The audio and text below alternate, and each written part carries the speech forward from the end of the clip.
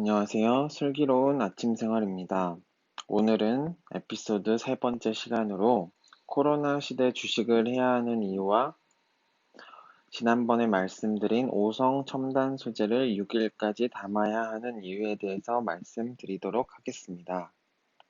오늘은 두 가지 챕터로 나눠서 진행을 할 건데요. 코로나 시대의 재정 정책을 한번 살펴봄으로써 이 시대에 주식을 해야 하는 이유에 대해서 알아보도록 하겠고요. 두 번째로는 5성 첨단 소재라는 이 주식을 왜 7월 6일 전에 담으라고 제가 말씀드리는지 소개해 드리도록 하겠습니다. 자, 그리고 추후에 제가 어떻게 대처를 할 건지도 말씀드리도록 하겠습니다.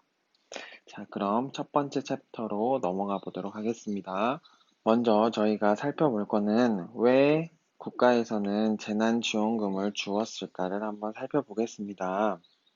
어떤 사람들은 이렇게 이야기합니다. 앞으로 더 큰 폭락이 올까봐 미리 입막음을 하기 위해서 돈을 주었다. 재정지원금을 주었다. 또는 우리는 이만큼 했기 때문에 우리 정부도 노력을 했다. 이거는 완전히 우리 탓이 아니라 바이러스 때문이기 때문에 우리는 충분히 노력을 했다.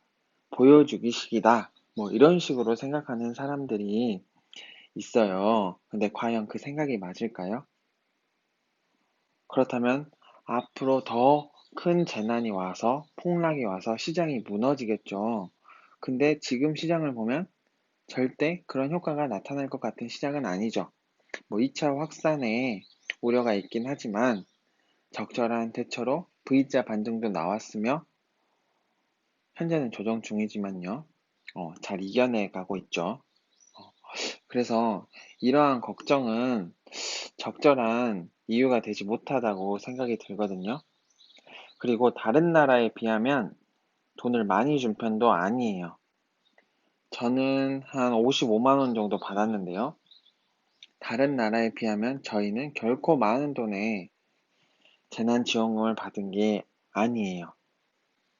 그렇다면 왜 재난지원금을 주었는지 우리가 한번 살펴볼 건데 기존의 경제 위기랑은 다르거든요, 이게.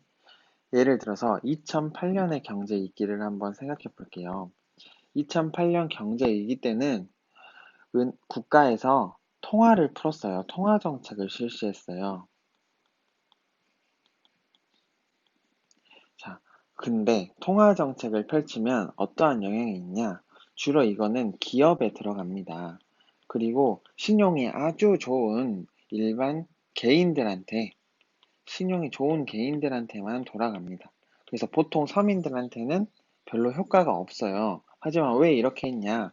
이렇게 기업이나 개인이 활발히 활동을 해서 다시 일반 개인들의 생활에 영향을 주어라, 더 발전하게 해라 라는 의미로 통화정책을 보통 펼쳤는데요.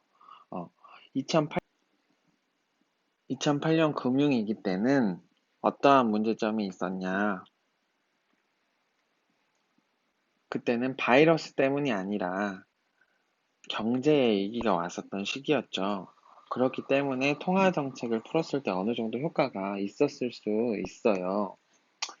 근데 그거를 나중에 뒷감당을 했지만요. 자, 근데 이번은 뭐가 다르냐? 2020년은 바이러스 때문이에요. 뭐 금융위기가 오거나 경제가 힘들어져서 왔던 이런 피해들이 아니라 바이러스 때문이에요. 바이러스. 그래서 이게 바로 어디에 직격탄을 줬냐? 사람들이 활동을 안 하니까 실물 경제에 영향을 줬어요. 사람들이 밖에 나가지도 않고 뭘 사지도 않고 경제가 잘 돌아가지 않았죠. 그래서 이번에는 재난지원금을 준 겁니다. 왜냐? 실물 경제를 회복하기 위해서 개인들한테 돈을 지급하면 이게 직접적으로 실물 경제에 영향을 줄 수 있을 거니까요. 자, 그래서 이번에는 돈을 지급한 거예요. 우리가 여태껏 겪었던 IMF와 2008년 금융위기와는 확실히 질이 다릅니다. 실물 경제를 조금이라도 활력을 주기 위해서 돈을 푼 거예요. 더 큰 위기가 올 것 같아서가 아니라 지금의 위기를 하루빨리 이겨나가고 싶어서 한 행동이라고 생각이 들거든요. 그래서 앞으로 더 큰 금융위기가 올 거라고는 생각을 하지 않습니다. 코로나 2차 확산으로 인해 약간의 피해는 올 수 있지만 저희가 겪었던 1, 2, 3월에 겪었던 그런 피해는 오지 않을 거예요. 자, 그리고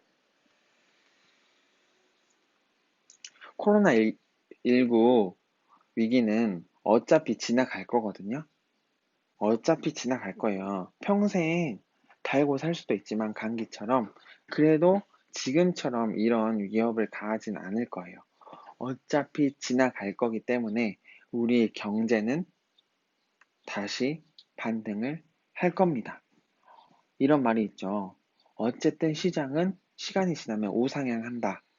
그 말을 저는 믿습니다. 여러분, 이유를 아셨나요? 왜 재난지원금을 주었는지? 그냥 간단히 한번 생각해 보세요. 더 큰 위기가 올 거라고 걱정하실 필요가 없어요. 제 말을 들으면. 알겠죠? 자, 그러면 간단히 조금만 더 살펴볼게요. 2008년과는 뭐가 다른지 여기서 자세히 한번 살펴보도록 할게요. 2008년과는 다른 점이 무엇일까? 2008년은 금융위기가 왔죠. 그래서 기업에 영향을 줬어요. 어떤 영향을 줬을까요? 악영향을 줬죠. 그래서 기업들이 도산 위기에 처하게 됩니다. 그래서 국가에서는 돈을 마구마구 찍어서 불려주는 통화정책을 했어요. 통화정책이라는 건 주로 금리가 낮아지는 거죠. 그래서 기업에 돈을 빌려줍니다. 기업에게 돈을 줍니다. 그러면은 기업이 그 돈을 가지고 살아나게 되겠죠. 기업의 줄도산을 막기 위해서 이러한 정책을 펼쳤는데 이번 코로나는 바이러스죠. 사람들이 활동을 안 합니다. 그래서 실물 경제가 바닥을 쳐버리죠. 그래서 지원금을 줬어요. 많게는 100만 원, 뭐 적게는 40만 원, 뭐 이 정도 줬죠. 자, 그러면 이게 실물 경제에 활력을 줍니다. 맞죠? 그러면 어차피 시간이 지나면 점차 바이러스는 소멸될 거예요. 그러면 실물 경제는 더 탄력을 받겠죠. 더 탄력을 받을 거예요. 자, 그러면 상승장에 돌입할 겁니다. 우리의 경제는. 회복할 거예요. 글씨를 너무 날렸어서 죄송해요. 너무 흥분해서 설명을 하다 보니까 이렇게 됐네요. 저희 경제는 상승장에 돌입하게 될 겁니다. 저는 그렇게 생각해요. 이렇게 간단히 정리해보고 다음으로 넘어가 볼게요. 자, 그런데 왜 이런 것들을 통해서 왜 주식을 해야 될 건지 알아보자면 지금은 상승장은 명확히 왔다고 할 순 없어요. 왜냐? 위협들이 곳곳에서 기다리고 있기 때문에 그 위협들을 우리가 이겨나가지 않으면 다시 하락장이 오겠죠. 어. 그래서 어떤 사람들은 이렇게 이야기합니다. 어차피 겨울 되면 2차 확산이 될 거야. 그럼 나는 기다렸다가 그때 완전 바닥이 되면 그때 올라타겠다. 떨어지는 순간이 오면 그때 올라타겠다. 라고 이야기를 해요. 사람이 그게 가능할까요? 여러분, 마켓 타이밍이 있다고 믿으시나요? 그리고 마켓 타이밍을 사람의 힘으로 예측할 수 있다고 믿으시나요? 절대 불가능합니다. 어제가 7월 며칠이었죠? 7월 1일이었죠?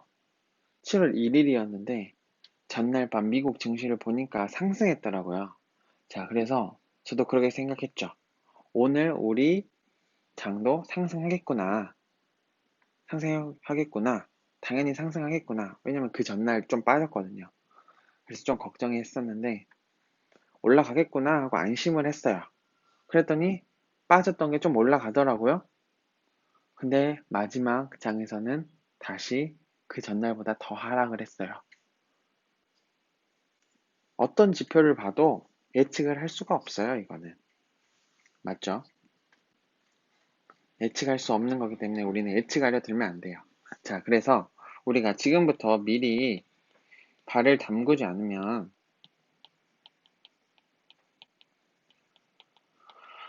회복이 되더라도 회복 시에 올라탈 수가 없어요.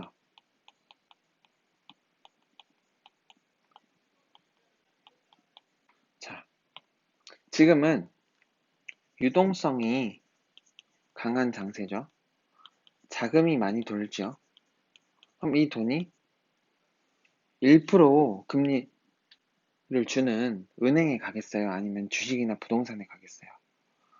주식과 부동산으로 몰릴 거예요. 부동산은 정책이 과다하죠. 그래서 돈이 어느 정도 있는 분들만 접근을 하기 지금 유효하죠. 자, 그래서 주식에 많은 돈이 몰릴 거예요. 이미 몰리고 있고 더 몰릴 겁니다. 더 많은 돈이 몰리면 활력이 찾아올 수밖에 없어요. 시간은 걸리겠지만. 그래서 지금이라도 조금씩 관심을 가지고 시작하셔야 합니다. 반드시. 네, 여기까지 말씀드리고요. 다음으로 한번 넘어가 볼게요. 제가 5성 첨단 소재를 추천하는데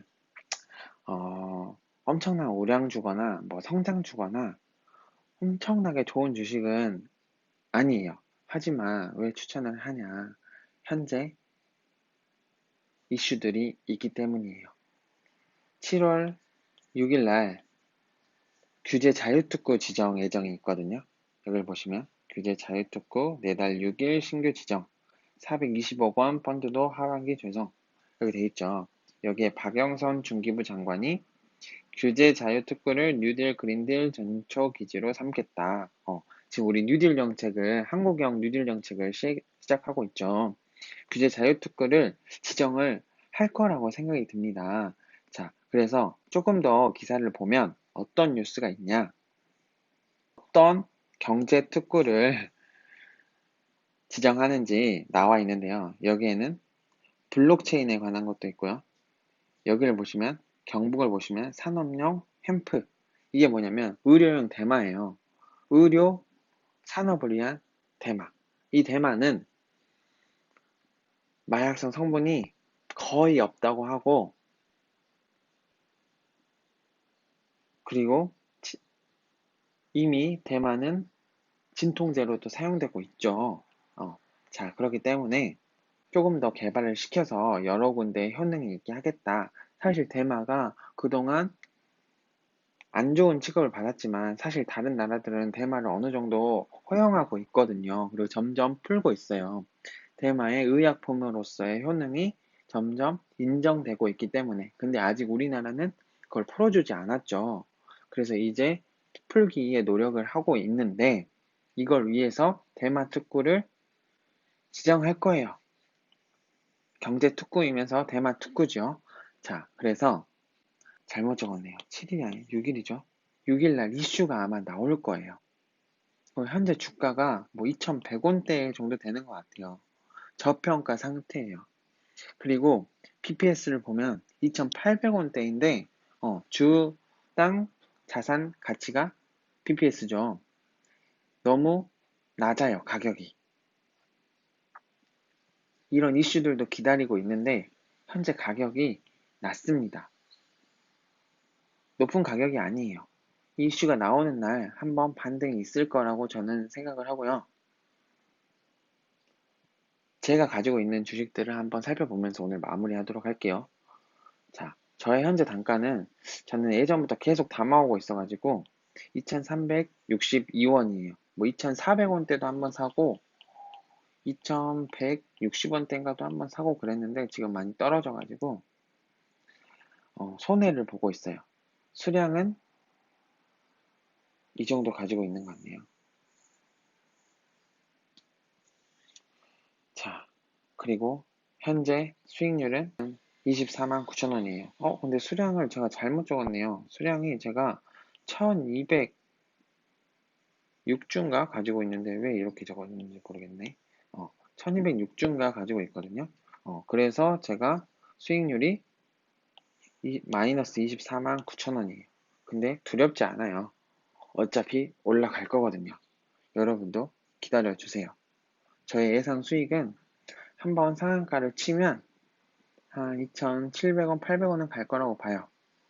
그랬을 때 한 5, 60만 원의 수익이 있는데, 그때 저는 수익을 얻고 나올 거예요. 그리고 나서 다른 거에 투자를 할 건데, 다음번에 여러분에게 설명드릴게요. 블록체인 관련주와 미국 ETF에 투자를 할 거거든요. 이건 다음 시간에 설명드리도록 하겠습니다. 열심히 들어주셔서 감사합니다. 제 이야기가 도움이 되셨다면 구독과 좋아요, 알림 설정 부탁드립니다. 감사합니다.